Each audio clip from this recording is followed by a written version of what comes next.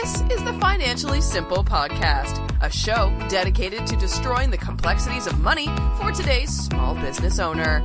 And now, here's your host, pizza-loving, certified financial planner, Justin Goodbread.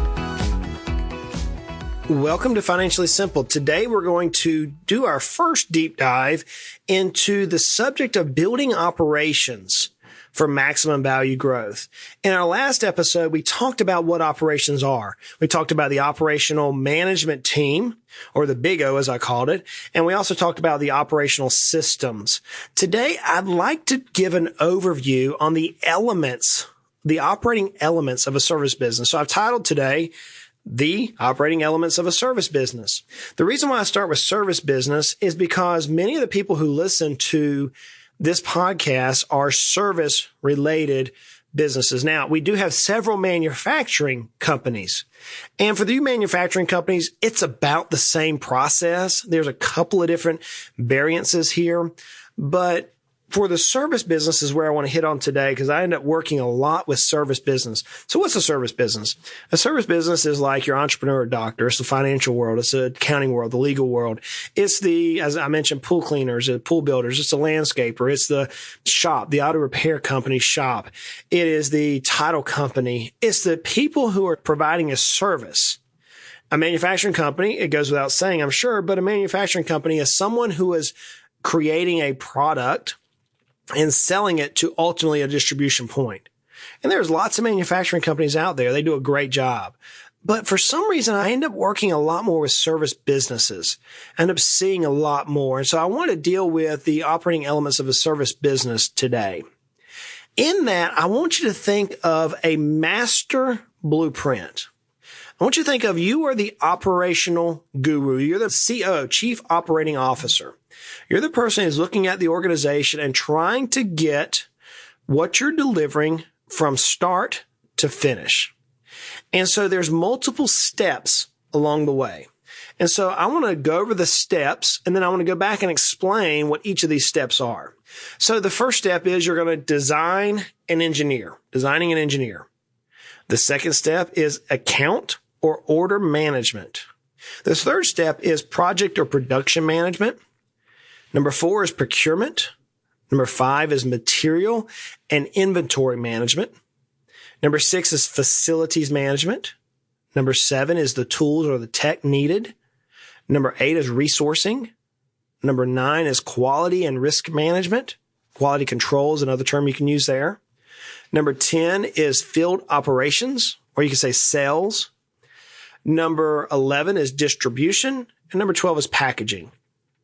So I want to deal with each of these things today. And you could probably add 2 or 3 more throughout this process from start to finish. But I want to deal with these particular steps today and help us understand exactly what it is that takes place in our business to help us start to finish through our process. So number 1, design and engineering. We got to pick a business that we can pick on here. So let's go back to my landscaper because everybody can just about identify a landscaper. That's a pretty national, if not global type occupation. We could deal with any type of occupation if you needed to and tear each of these 12 items apart. But for most of us, we understand what a landscaper is. And let's be super simple with this landscaper. Let's say that this company is just a lawn maintenance. In other words, they're cutting grass, keeping the hedges trimmed, keeping the leaves up, making the yard look pretty. They're not doing any irrigation, any fertilizing. They're not doing anything else. They're just doing what we call a mow, blow, and go type system. So in design and engineering, in that particular service model, what we're looking at is we're trying to design the offering that we're giving to our customer. So we're going to explain in detail exactly what we're going to do. We're going to mow, blow, and go. Now, that's ultra simple. If you're in a dental office, your design and engineering could actually be to where you're creating full mouth reconstructions. That could be the case. But design and engineering is number 1. It's actually creating the product or the service that you're offering to the customer base. In our example of a mow, blow, and go company, you're going to create the appeal or the process in which you're going to fulfill your job. Who exactly is going to be doing the cutting? Who's exactly going to be doing the blowing? Who's exactly going to be doing the weeding? Are you pulling weeds? Are you not? Are you adding a service that your competition is not doing? That is step number one. Again, you can apply that to your own business. Step number two is account or order management. What do we do whenever that potential customer calls us? What's the system? What exactly takes place? I'm working with, believe it or not, a landscaper, and we're dealing with number two at this point. See, number one's often pretty easy. We know the product or service we're trying to do, but what do we do exactly, step by step, every time whenever that potential customer calls in so that it's systematized? So we've actually developed 22 different steps in this particular company. You're like, 22 steps, dude? That seems like a lot. It's not, because most of it's automated. But we want to create a system that whenever the potential customer calls into this landscaping company, believe it or not, what is going to happen systematically every time? Step number one, they get a phone call. Great. Step number one, who answers it? What do they say? What's the process they communicate to the customer? Step number two, what do they do when they hang up? Do they send an email directly to a different team member? Do they send a confirmation email back to the customer? Do they send a text message to the customer? Step number three. So you're going from step number one all the way down through number three. The third step is the project management until the actual work is done. So we've already know the type of work we're going to do. That's step number one. We now have the call from the customer, step number two, and we have each of those items, each of those steps in number two outlined. So now we're ready to do the job. Now we're ready to do the job. The project or production management. Who is going to be the person that you identify for that particular task? Do you have crews in this particular company? Maybe you have 3 different crews. Maybe they're on a particular route. Who is the party that's going to be involved in that? And how do you communicate to that party, that particular crew, that they now have a new customer and this is what that customer is expecting? That's step number 3. Step number 4 is procurement. That's where you actually do the work. That's where you go out and you create that relationship with that customer. Well, in the landscape business, do you do it just by a handshake? Some people do. Is it scalable though? Is that a scalable model? No, it's not. What happens if you have an untrustworthy crew member that by a handshake ends up just pocketing the money? It's not good. So procurement is going to be actually what are the steps that are needed to create a formal engagement with that new client. So we know the services we're offering. That was number 1. We've already received our order for that particular service. That's number 2. We've delegated who's the manager is going to be on that particular process, what they're going to need, et cetera, et cetera. That's number 3. Now, number 4, we're formalizing the relationship. That's number 4. And then number 5 comes into the materials and inventory management. What exactly are you going to need to use to do this work? Well, you're probably going to have a truck and trailer or a truck that carries the mowers on the back. How many trucks? How much gas will you need that day? Do you need any special weed eater wire that day?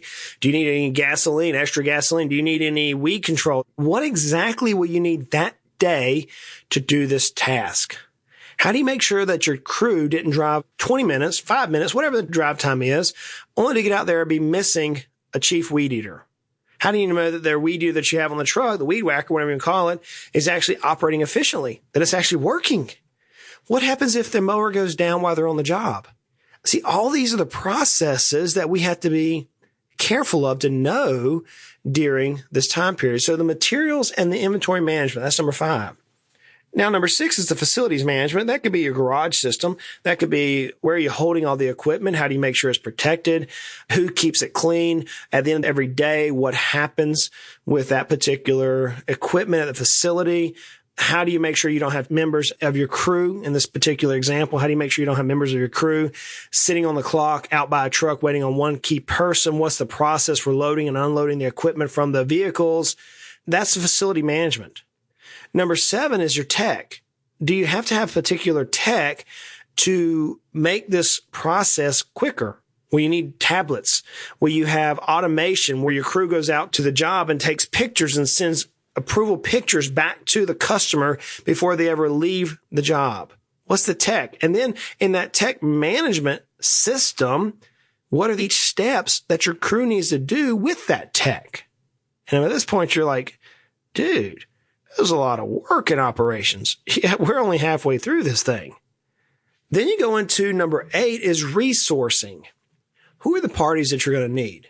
Think about this crew. Let's say this is a landscape company and they have 2 crews. The owner operates in one crew and he's got a trusted employee who's been with him for years on the second crew. And they have some annual labor and some day labor involved. But all of a sudden, there's a flurry. A company went out of business and now they've received 15 calls. And they've gone through their account and order management process. They've gone down through their production process, the procurement process. Now they're getting over into resourcing. Are they able to handle the 15 new accounts with the 2 crews? Will those 2 crews work overtime?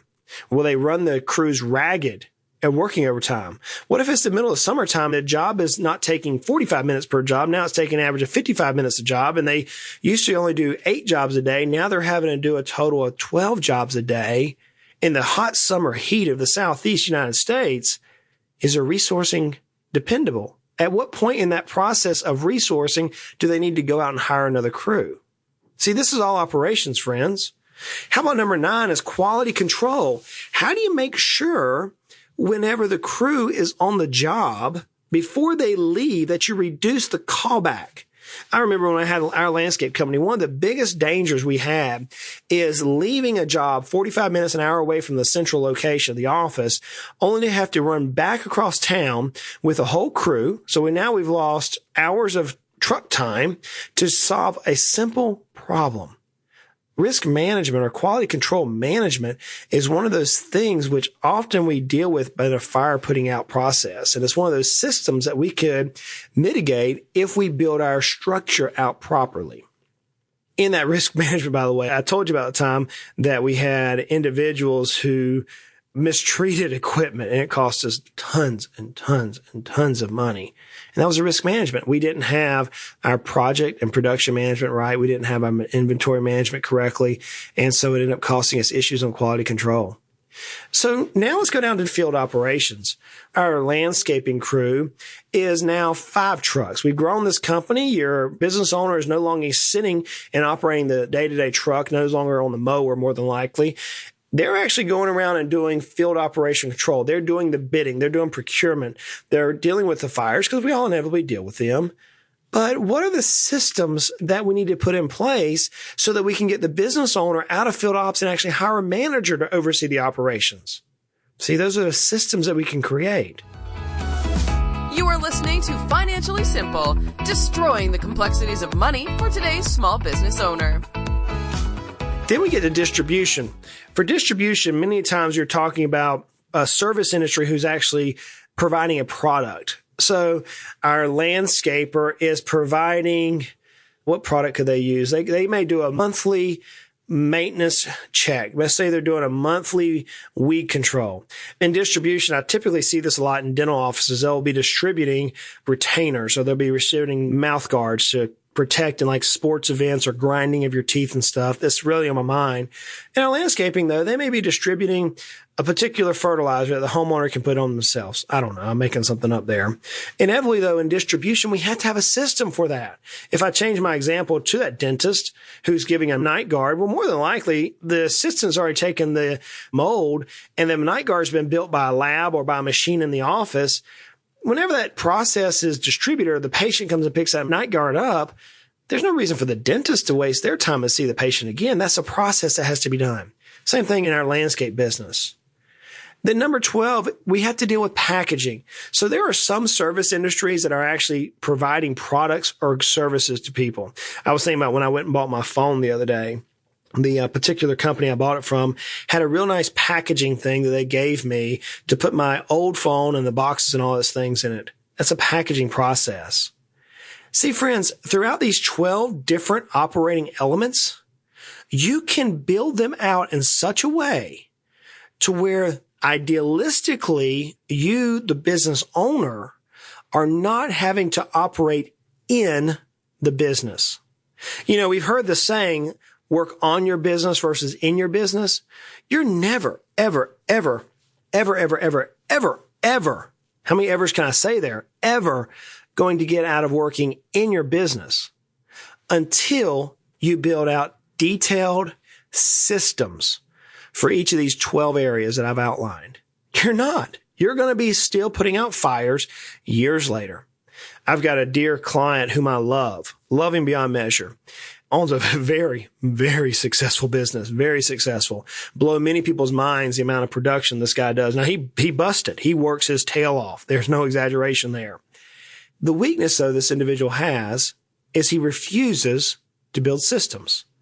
He'll ask me questions like, Justin, I hear you talking about business owners that you're working with who are out taking 30-day vacations, who are out, they're not working 70, 80, 90 hours a week. They're actually enjoying their business. How are they doing? I said, well, they're taking what they have in their head and they're putting it in paper and we're testing it and we're trusting it.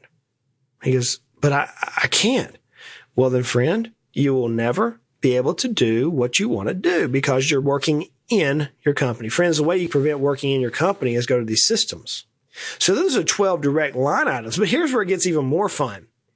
You also have some managerial systems that takes place. So in the service, that's basically the flow. If you've seen any of my crazy videos on YouTube, I know every client I've worked with has seen it. I often want to draw an hourglass. And I lay it on the side. You know, the game system where you put sand on top of a glass and it comes down to a small pinch point where only a few grains of sand are able to go through and then it ultimately builds up into the bottom of an hourglass. But I turn it sideways. And that pinch point in the middle is often operations. I call it capacity. So in that pinch point in the middle, we've just talked with the 12 different things which will restrict capacity. But there's some managerial things which will also restrict capacity. These are not necessarily the flow of the customer from beginning a customer to actually closing out the customer service contract. We're not talking about that. We're talking about the managerial things which can also limit capacity. And there's actually 5 of them. The first one is customer service. You see, if you do not have a good system for customer service, you're going to miss the boat. Yeah, we dealt with customer service a little bit in procurement, and procurement is a part of customer service. Distribution is a part of customer service, but customer service is being very specific to what is it that the customer is experiencing and how can you maximize it. I'll tell you a little personal thing I dealt with this last week in my office. We send out every year a cup. You've seen me on my YouTube channel, Financially Simple with Justin on YouTube, where I've given away a couple of cups here recently. We like these Yeti style cups. And so every year I give them to all of our clients. You know, they're not expensive, about $15 a piece. They're like a Yeti. They're not a Yeti, but they're like a Yeti. But I give these things away. And we usually do it about Thanksgiving just as a thank you to our customers and saying, hey, thank you for being awesome customers. We really appreciate it. I believe that if we start the day each day with gratitude, there's a lot that we can overcome. So I like to say thank you a lot. And this last time, so I'm recording this just after Thanksgiving, we mailed out cups to all of our clients. The problem is we failed to put a card in the cup. Now, I'll take responsibility for that. I delegated it. I trusted the team, and I probably didn't communicate something well enough, but we didn't put a card. We just put a cup and some peppermints and a business card inside of a package. So I can just see some 150, 200 customers receiving a package with a coffee cup that says Financially Simple Heritage Investors in it, but nothing else. In fact, one of our clients actually said, I got a cup from you. And I said, yeah, we typically mail that out every year, the annual cup. And he goes, huh. And then I didn't realize what it was done. Then we had a package returned to the office and I went, oh man. So I got the team together and said, guys, we missed it. Our customer service could have been better here. We could have wrote a little thank you card in that. And so instantly we came into action. And I'll probably have a couple of clients listen to this and going to say, aha, I know what you did now. But what we did is we wrote out a handwritten card saying, we want to thank you for being awesome clients. We previously mailed out the package of our annual cup prior to this card. If you did not receive it, please let us know because we actually do have the post office who somehow misses cups that we mail out to people. And please let us know, but we want to just thank you for being a customer. So that comes back and explains what we did. Could it have been better? Yeah, customer service can always be better. So that's something now that I'm working into the system on. We're not going to communicate without something written to our customer anymore. That's a system. We're trying to perfect it. Another system you can work on from a high level is your management reporting. Each one of those 12 areas from design down to packaging that we talked about earlier, how do you report it? If you have management in place, how do you have them report it to you, the business owner? What I typically do is I have business owners report it to me as their quote board of advisor. I'll have them report to me on where these 12 areas are. Guys, I got to tell you, it sometimes takes years to build out these 12 areas. Sometimes it depends on how aggressive the business owner wants to be. But once you get those 12 areas built out, then you got to go and provide a management reporting so that as you hire team members, your team members know what to look for as well. You have to have a master data sheet. Master data provides each of those processes in a handbook style report. Way back at the beginning of our podcast, I dealt with a thing called a pitch book. And it's where you're going to take your knowledge and your business and you're going to put it into a book, which you're ultimately going to use to pitch the sale of your company. If you get your systems written out and tested and efficient, that is the data that you will use ultimately to help build your pitch book. You're going to have to work with your IT department to make sure that the systems are communicating and automated. I made a mention on our landscaping individual. I said, you know what? Whenever we go out to bid a project, it'd be really nice to know that that was done electronically so that the procurement process is done automatically. It's automated. I would like it whenever your crew is on the job that they can take and get approval of the job. Maybe they take a picture, and there's actually software that the crew can take a picture of the job before and after and send it to the customer saying, we accomplished the following. You asked us to pay close attention to the hedges. We trimmed them up. Here's a copy of the picture. And so you can deal with IT as it relates to each of these systems. And you're going to have a system for training your team. Not only is it good enough to have a structure on how you're going to design or structure for procurement or a system for resourcing or a system for field ops, but you're also going to have a system in place to teach new hires and current hires each of the processes. And with that, you're like, Justin, how in the world am I going to have time to do all of this and still go make a living? You have lost your ever loving mind. No, I haven't, friends. No, I haven't. If you want to grow your company, if you want to drive value in your company, I am driving at the heart of what it's going to take. You have to take the knowledge out of your head. You have to build a company where it's not solely revolving around you, the business owner. If you can do that, the value of your company is exponentially greater. Exponentially. And I'm giving you a taste of what it's like to work with a business advisor. This is what we do. This is how we help clients grow the value of their company. It doesn't happen overnight. That's why I say it often takes 5 to 10 years to build these things. And with that, I'm going to stop. That's a lot of information. We're going to have a major graphic on this on the blog. We're running about 3 weeks behind on the blog. We're trying to get the book out right now. And so it's been about 3 weeks from now, I'd say the 1st of January, 2019, we'll have a graphic on this particular system that shows you the processes that we deal with in a service business. And I challenge you to look at it. With that, guys, I'm going to ask you if you like the podcast, hey, do me a favor, share it with a friend. Grab one of these episodes or go to financiallysimple.com, grab an episode, share it on Facebook. I had one of my dear clients listen to an episode. I said, hey, man, I need you to listen to this episode. It's very helpful. He took it and shared it. And man, we ended up getting a couple of new reviews on iTunes and Spotify. If you're an iTunes listener, leave us a review. That's so helpful for me. I try to pour my heart and mind in this every week. I know you get value out of it because I use this with current customers and I'm watching the value of their companies grow. If you need some help, I don't often say this, but if you say, man, Justin, this is so much information. I really need some help. Go to our Financially Simple page and on the top corner, it says work with Justin. We have room for a few more clients at this point, and we're going to close that off before too long. But if you'd like help with your particular business, growing the value, reach out and say, hey, Justin, I need help. Like I say every week, life is hard, life is good, and life can be frustrating. It can. Money doesn't have to be. Let's continue to make our lives at least financially simple. Y'all go out and make it a great day. You have been listening to the Financially Simple podcast. The information in this show is for informational purposes only. This show is not investment advice. Instead, seek help from a competent financial advisor. Justin Goodbread, CFP, is an investment advisor representative of Heritage Investors, a registered investment advisor.